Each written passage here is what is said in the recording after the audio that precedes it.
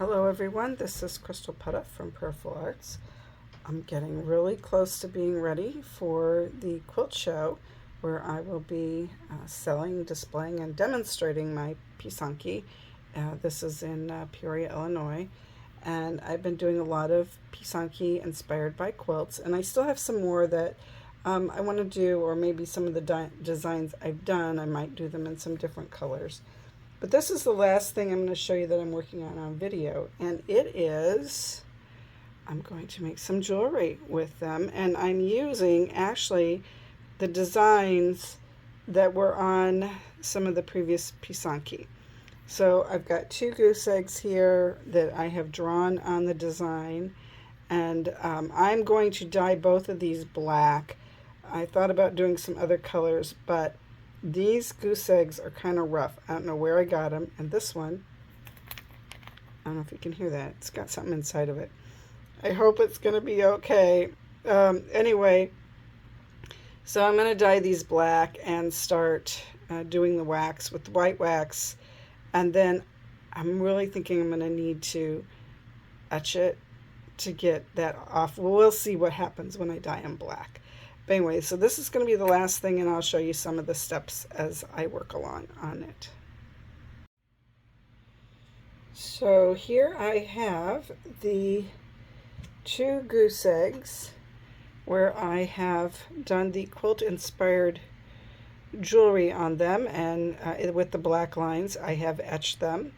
I'm letting them dry for a little bit, and then I'll start filling in the color. And I just wanted to show you what happened when I was taking the dye off in the etch. It's not that I etched through those lines. I never even put them on there in the black. And so I don't even remember what it was supposed to be, but now I can make it whatever I want it to be. So I have a whole beautiful blank space here to put something. Anyway, so this is their status now. I have to think about colors. I'm probably going to paint some of the colors on. Yeah, just I got to give it some thought as to what I want to be what. You can see I numbered them. So like here's number 1, and then there's 1A and 1B. So if everything survives, these 2 are earrings, and that's a pendant or a pin. There's number 2, and then 2A and 2B. And they're similar. This one has more detail than that one just because of the size. And that's what I did on this one, because on this one I remembered to wax all of the lines, and here I remembered to wax all but 1. So I'm excited to start putting the color on. Again, I'm going to think about what colors I'm going to use. I will probably put it in the dye for some, and some I'm going to hand paint on. Before I put it in any dye, I am going to go around the bottom here. Again, I don't really need to be real careful about it, but when you etch, I've eaten into the eggshell, so it may have eaten into some of this area under here. So just as a precaution, I'm going to put some more wax around that in case I dunk it in the dye. I won't risk getting dye inside the egg. So we're going to keep moving along on these quilt inspired jewelry pieces.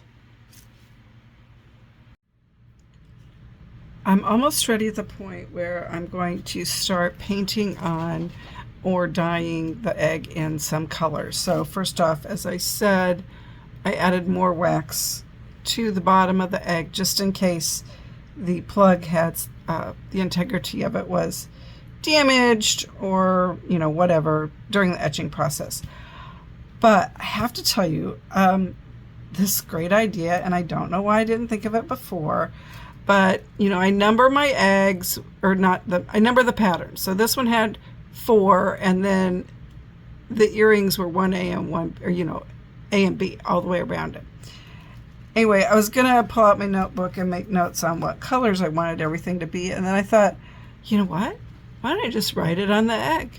So I did, because that part is not going to be used for anything. So I don't know if it's going to stay through the whole process, but at least it's giving me a start. So I did it on that one, and I did it on this one too, and the one where I had inadvertently left off the black lines. I had put some white lines on it. I do not recall what I was going to put in there, but that's what I did. And it does mirror, so this is 5. So it kind of mirrors what I have up here as A and B. So I must have been thinking to do that. Anyway, it'll all work out, I'm sure. So now I'm ready to start putting some of the color on the egg. I'm going to show you how I do that. So for starters, I'm going to try painting on some concentrated dye. I had initially thought I was going to clean up my work table here before I started doing these eggs, but then I remembered that painting them on, I usually slap it all over the place. So I'm going to leave my workspace kind of messy, and I put another tissue down to kind of protect it. So anyway, so I am remembering in advance, let's all give me a big round of applause. I put on gloves because this process I do end up getting kind of dye all over me. All right, so this is yellow concentrated dye. This is Ukrainian gift shop yellow. It's a whole package of dye.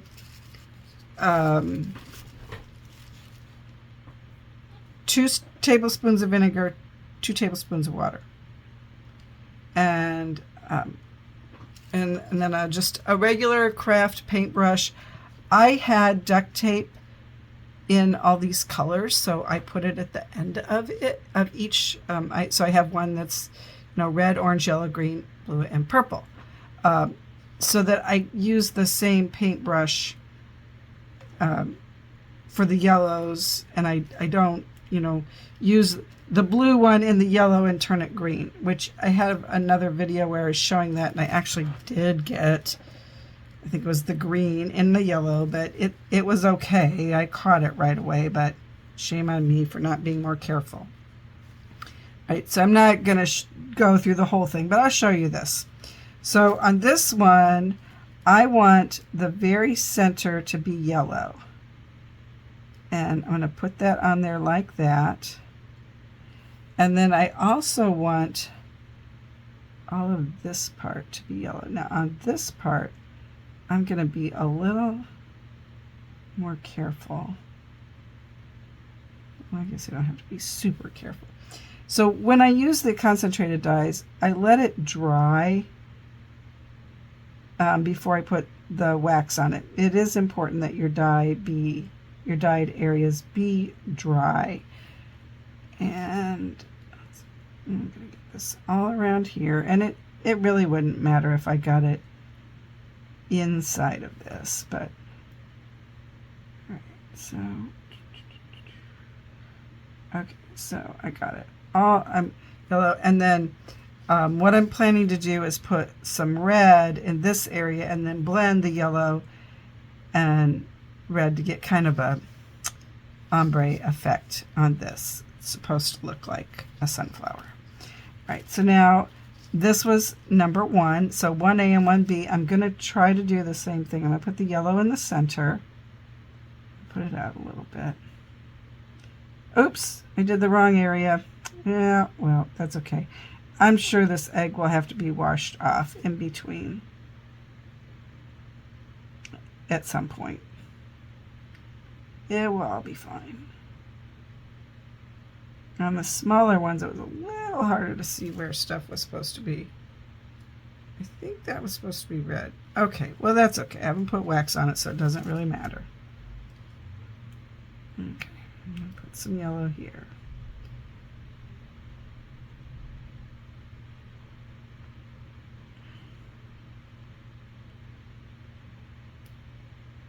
Okay.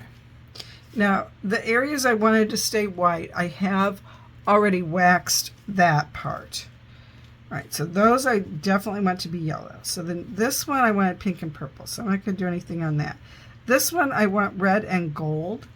So what I'm going to do with this one is, because I want gold, I don't have a concentrated gold dye because the gold does not have vinegar in it. So I didn't make a concentrated gold.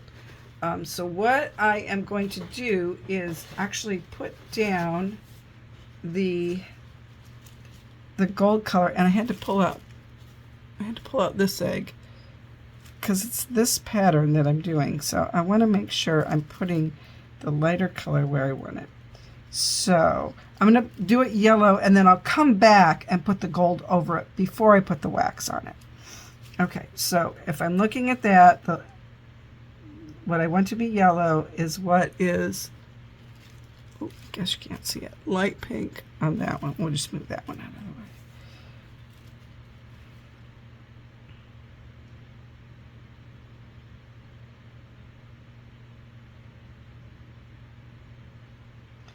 Do this, okay, and then I'll do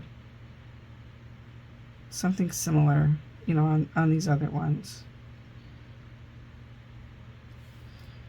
Helps to have a reference. And you might notice that like this yellow seems to be a little deeper yellow, and that's because it is a concentrated dye. I don't know now if I'm going to paint everything on there or if I'm going to do something different. I haven't made that decision yet, but I think I am going to have this outer part be gold too. So put down the yellow layer.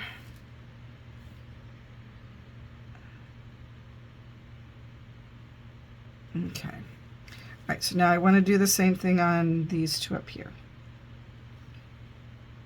So that is this.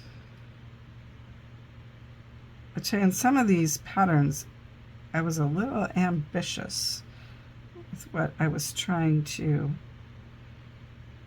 recreate. And most of them turned out okay, but some of them, we'll see how they end up. Because they didn't all, some of them were just a little too detailed to get everything in there that I wanted. Okay, go around this.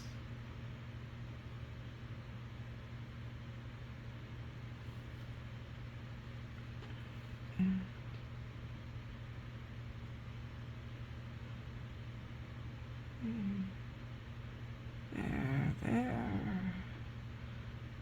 there. And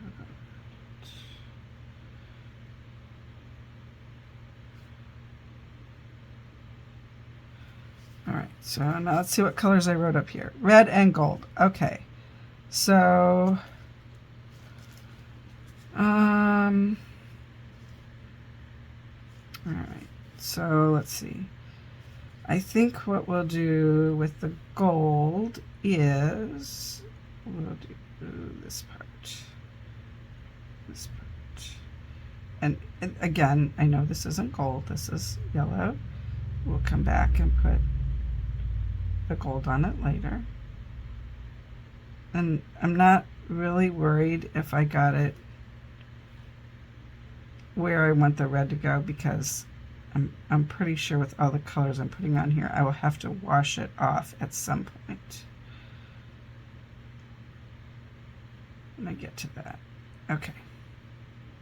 All right, that's good. And then we have this last one.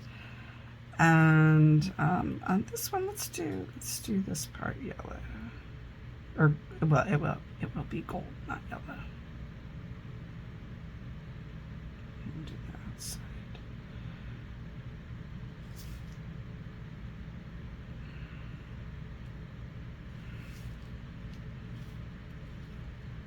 All right, now I'm going to be letting this dry a little bit. Anything that I want to stay yellow, I'm going to go ahead and put wax on it before I do the gold part, just in case. Sometimes I get too much paint on my paintbrush. I try not to get much on it, but sometimes it runs, so I will be covering anything I want to stay yellow. I'm going to put wax on it before I start adding the gold. So okay, so you can see that part has dried already, and because they're concentrated, they're you know, they have a little, it's not the bright yellow that it was when I put it on there, and that's okay. I might give it another coat and see what happens. All right, so this actually takes longer, I think, than just putting the egg in the dye, because you have to very patiently go around. Oh, I guess I forgot to paint the center there. go around it. But the results are really cool. All right, so I will keep doing that, and then whatever I want yellow on this one, I'll paint that in, and then I'll start putting wax on it. I'll put more colors on it, put more wax on it. It's just, it's kind of a slow process. If I need to, I will dunk the whole egg in it, but I have a variety of colors, so I don't know if I'm going to be doing that yet.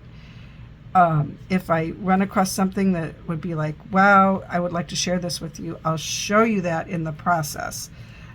If I don't show you anything, it means nothing unusual happened besides me painting and waxing. Well, you know what? I'll come back and I'll show you when I do this blending technique. I'll show you that next. Okay, so at this point on this one, and this one, everything I want to stay yellow, I have covered with wax. And now I have my red brush. I have my regular strength. This is actually the scarlet. And then I have my concentrated yellow.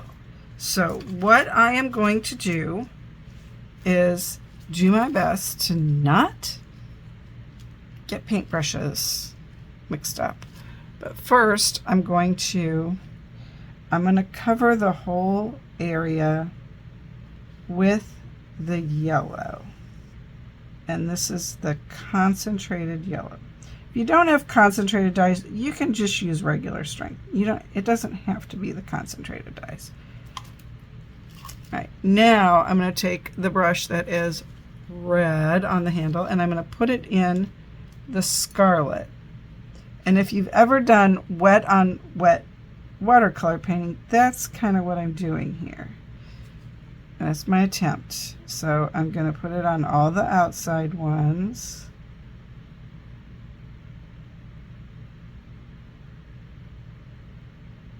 I kind of hope that it just sort of blends in, and I may have to move it a bit. I want the outside to be really red. And I'll have to play around with this. I'll probably have to let it dry. Okay, now I've just, over here to the side, I have a tissue. I've wiped off my brush, and now I'm just going to kind of pull it down a little bit.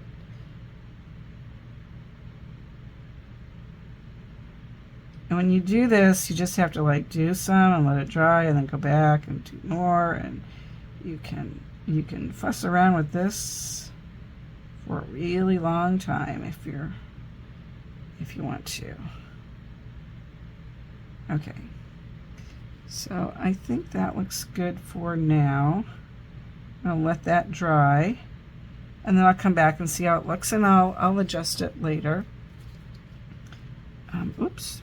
Okay, so let's do the same thing with these two. We're gonna cover everything with yellow. And the reason I'm covering it all with yellow is because the red's a stronger color, so I don't need to put as much red in here to make,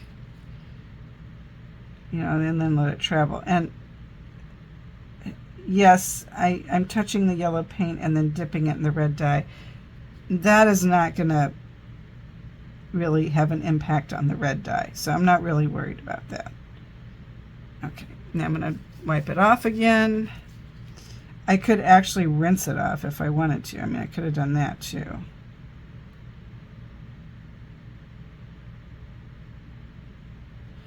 Okay.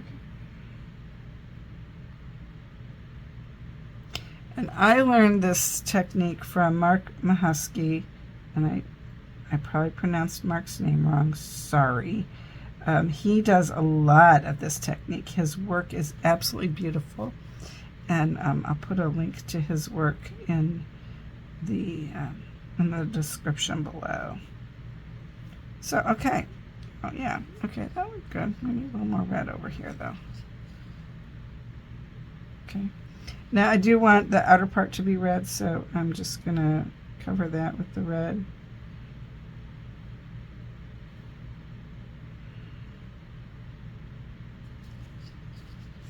And then I'll let these dry. I'll make sure they look the way I want them to look. I'll adjust it as needed. And then I'll cover it with wax, and then I'll move on to the next one. All right, keep on working. So this is the status of the floor in my studio. Very colorful paper towels drying because I have used all of these colors on the jewelry that I'm using. So it looks like it's been pretty successful. And by the status of the colors on my workspace, you can also see it's been very productive and very busy. And these are the results of all this work. I do need to take the wax off of them, and then I need to cut them and do the resin and all that stuff. The reason I wash them back to white or white-ish is because it's easier to cut them out when the background is white. But very colorful pieces, and I'll be back in a minute to show you how they turned out with the wax off. And here they are with all of the wax off of them. Looking pretty good. It's always a little hard to tell until you actually get them cut out. That's the one I forgot to put the lines on. I decided I waxed the lines white, but I am going to go back and draw the lines with a dark pencil or the Posca pen, because the matching ones are with the black lines. I just like the black lines better. And then here's the other one. Again, looking, in my opinion, humble opinion, pretty spectacular. So I'm excited to see how they turn out as pieces of jewelry. And this is what 50 pieces of jewelry cut from 3 eggshells looks like. Now I know some of these are dragonflies that you didn't see before because they're not really part of the quilt inspired, but since I was cutting them, I thought I would just cut them all at the same time. So now I need to begin the resin process and then turn them into jewelry. And here is my very messy desk, but I am starting the resin process with all of the quilt-inspired Pysanky pieces. So it's just kind of a long process of waiting for things to dry. But we'll get these done in time for the show. So this colorful creation, I was going to say mess, but it's going to be beautiful. I just finished attaching all of the bales to the backs of the jewelry pieces. And now I'm letting them dry, and in the morning or sometime the next day, I will be attaching the jewelry wires. And these right here are going to be pins, but I'm using magnets, not a pokey thing. So, they're going to be so cool. They were beautiful too. Wait till you see them. And here we have the results of the jewelry that I have made for the annual quilt show in Peoria, Illinois, August 24th and 25th. That's a Sunday at Life Together Center. I will be there selling these with the Pysanky and other stuff. So please stop by and see me and take a look at these in person. And if you're not able to join me at the quilt show, what I have left, I will be posting some of it on my website, and you can see it there. But I just love these. I love the way they turn out. Very quilt inspired. Some of them inspired by the Pysanky patterns I did earlier, and some inspired by other things, to other quilt type patterns. So anyway, hope I can see you August 24th or 25th. And if not, maybe I'll see you on the website. Thanks so much for watching.